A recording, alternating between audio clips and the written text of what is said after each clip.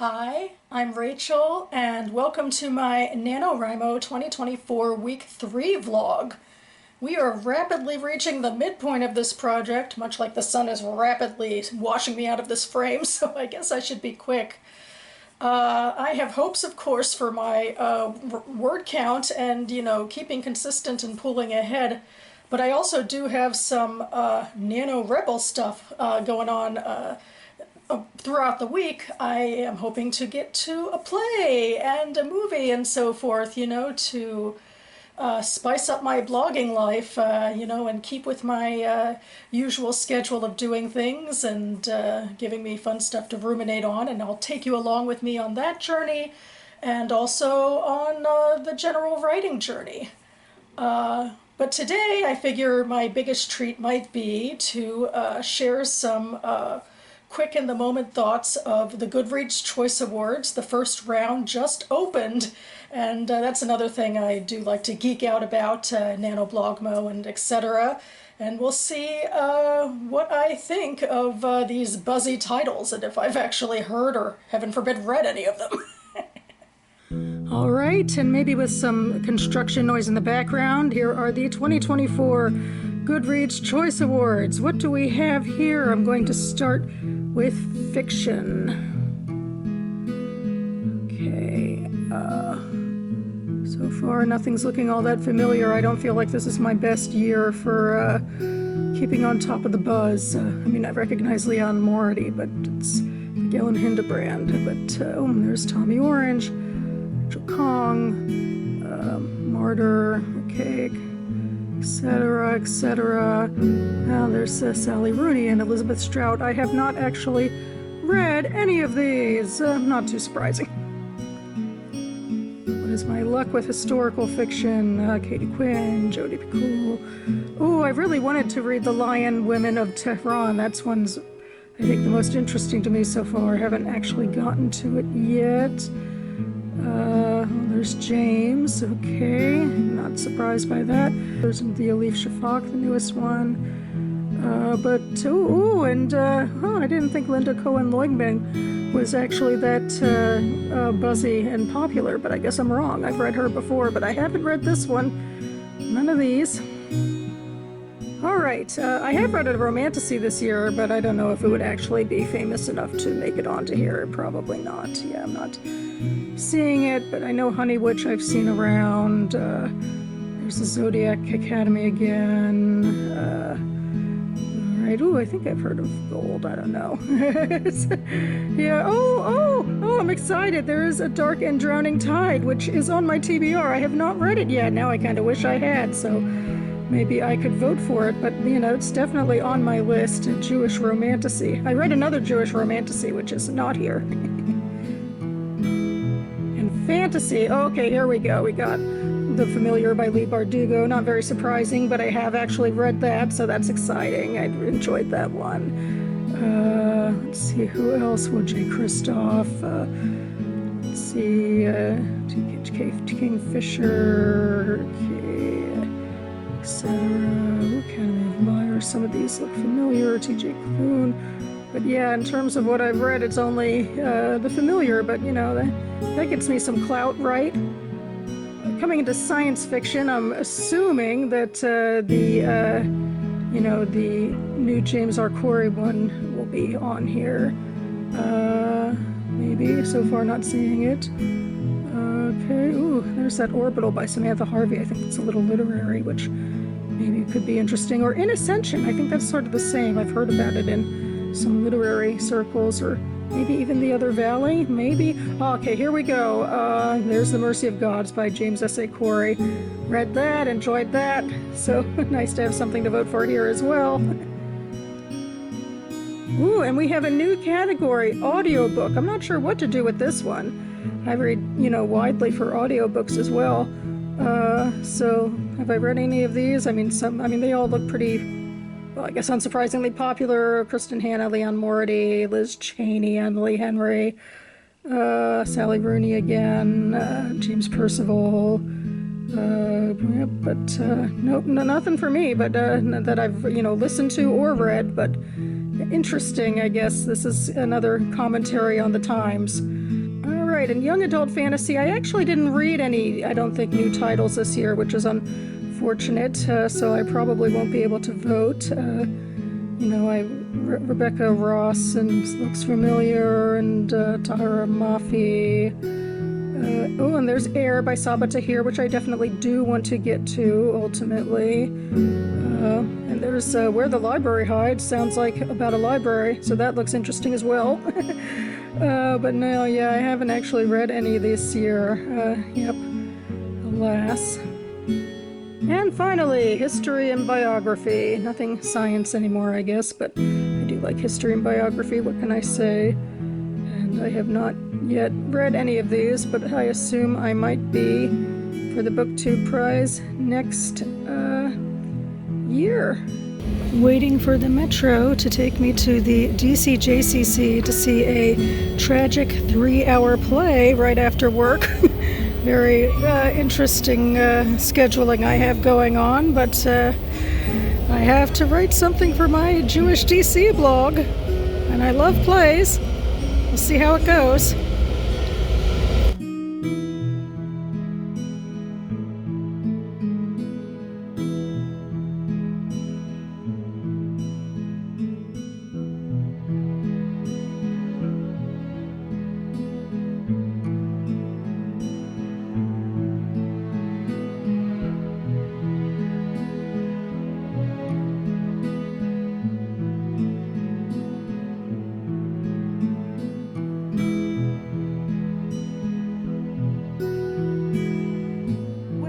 I have not finished reading The Fortunate Ones by Ellen Numansky yet, and I really just have to be okay with that because of everything I have to or am trying to push into November, and particularly NaNoWriMo. Sometimes you need your free time to write.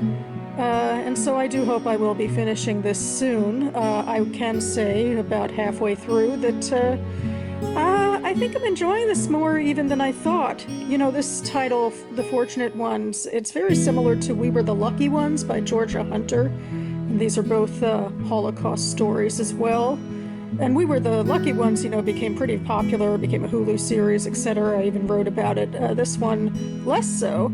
But it follows, I think, one of my favorite tropes where, you know, art theft gets involved. I guess that's been a way that I've been approaching some Holocaust literature of late. And there's also, you know, the dual timeline situation where one of the stories is about a Viennese young Jewish girl named Rose who went on the Kindertransport to escape the Nazis, and her family had this Soutine portrait that was confiscated by the Nazis and ended up with this Jewish American man decades later, and then was stolen from his home. And in the 2010s, we're following his daughter after this man has been, who has died in a car accident, and she reconnects with Rose, who now, you know, is an American citizen, a Holocaust survivor. And I just feel like the character work is just really nice. The writing is strong. It just ruminations on, you know, their personal stories of loss and trying to get on with life in various ways. And, you know, the artwork is like the interesting, I guess, connection between them anyway. Like, we'll see if, I don't know if anything's going to be found, or they're going to kind of come to some sort of, you know, terms about what happened with the artwork. But in general, I feel like, you know, their relationship, you know, together is intriguing, and their personal stories apart are also very intriguing to me. So hopefully I'll continue to enjoy this story, and I'll be certainly reporting back at least in time for my monthly wrap-up, reading wrap-up in December. Good morning. Well, somehow we have now made it officially into the second half of November and NaNoWriMo. I have maintained my distance for most of the month of being scrabbling about to be about 1 day behind word count, but I am at the beginning of a weekend now. I could try to turn things around, but as usual, things can get kind of packed in the schedule. Today I am returning to my writer's salon after a week away, so I'm really excited to do that. And I usually want to focus that time on working on my novel. I would like to finish a rewrite of Chapter 6, which I shared with my Salon's Affinity group for sci-fi and fantasy back at the beginning of the month. And if I want to share again next month, I'll have to submit it by none other than November 30th. But my, writing style for, the novel's still so granular, it still takes me a while. I still have some NaNoWriMo stuff that I want to do for one of my blogs to get up a couple of blog posts. And later tonight I'm going to go to the new Jesse Eisenberg movie, speaking of NaNoWriMo and wanting to, review things for the blog, but of course that means I also have to, watch things for the blog, but I think it'll be an intriguing movie about, confronting the Holocaust from my generation. And another thing I do have to do before the end of this weekend is critique things for my other beta reading group that I meet with online and get their chapters back to them, and hopefully they will return their thoughts on the chapter I submitted last week to me. So my normal writing life is trying to stay apace with this word count, this crazy word count for this month. But I remain committed to this crazy endeavor, and I'm intending to pound the words out, come hell or high water.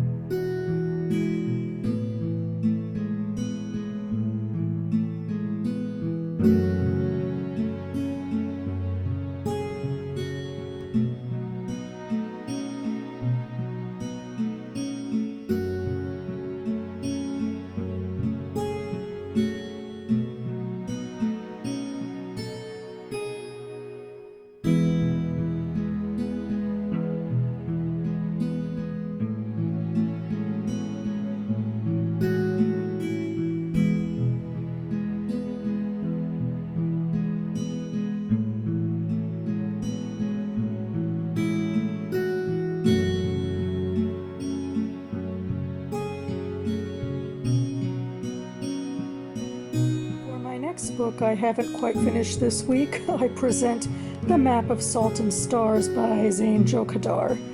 And this one's a bit disappointing to me. I guess in my head I was thinking of it as something it never truly was, it's this dual narrative anyway, that takes place, first storyline, the major storyline I guess is in 2011 in Syria during the Civil War, where this family featuring a young girl or teenager named Noor has to escape after their home is bombed.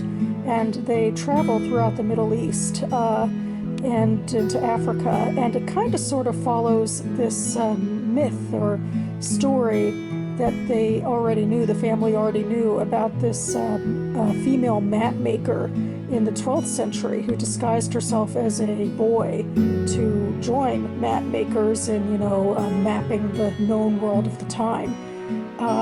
And I guess I was thinking it would be a really fantastical, fascinating story, and in that way maybe it kind of is, or at least the language is fantastical and probably a little too purple, and my bigger problem is I'm just not connecting with the characters, and I feel like, all of this flowery language just isn't enough for me. I'm just not getting there. I just feel like it's a bit of a slog in a way. I'm pretty big, I guess, bigger than sometimes I remember on, having to really care about the characters, and I just feel like they're mostly there just in service of the plot. And I have to actually also wonder a bit at the 2011 storyline about why the Norse family moved back to Syria during this time, which seems rather questionable, especially when Noor is the only American citizen among them, that they were in America and then her father died, and so her mother brought them back to Syria, even though Noor is the only American citizen, so it's now difficult for them to, get out that way. And now they're traveling throughout the Middle East, and sometimes the language is beautiful, and there's things to ruminate upon. Certainly, the thematic, and depressing things about, how this area has always been such a place of conflict, and how difficult it is to travel around sometimes and find peace. But at the same time, it's like, I guess, hopeful in a way that you're mapping your way and trying to find freedom. But just overall, it just, it's more vibes than anything else. That's how I kind of see it. And I just wish there was something more compelling with characterization and also with plot to hold on to. Good morning. It is day 18 of NaNoWriMo, and we are back to a work week. The weekends just keep flying by, and it feels like this year in particular I'm not getting as much done as I'd hoped. I did get some stuff done, but anyway, part of it is what's going on. I'm trying to pivot back into the novel, in part because I am meeting very soon with my beta reading group, which means that actually I still have to finish up critiquing their stuff and sending it back to them. So I am going to my salon tonight, my writer's salon, after work, but I will have to be doing some critiquing stuff probably, and I'm hoping maybe I can squeeze in some writing after that, or if not, I guess I'll have a pretty late night tonight as well, trying to, get the 1667 as well, at least. I remain about a day behind.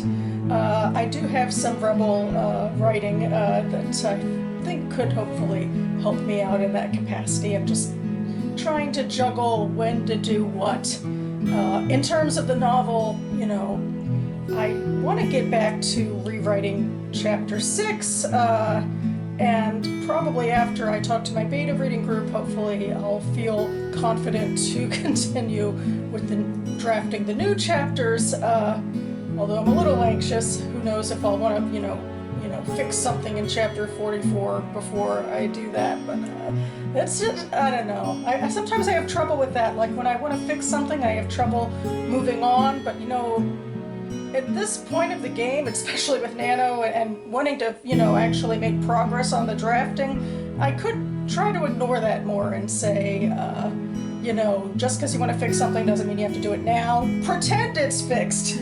I have a bunch of stuff in my novel that makes no sense together because I have to rewrite it, but you have to move on sometimes, and, sooner or later this draft has to end. So that's where I am. I mean, some of it'll come down to the specifics, I guess, of what they tell me. But tonight is writing, but also critiquing, and before that work. But we'll make it through somehow.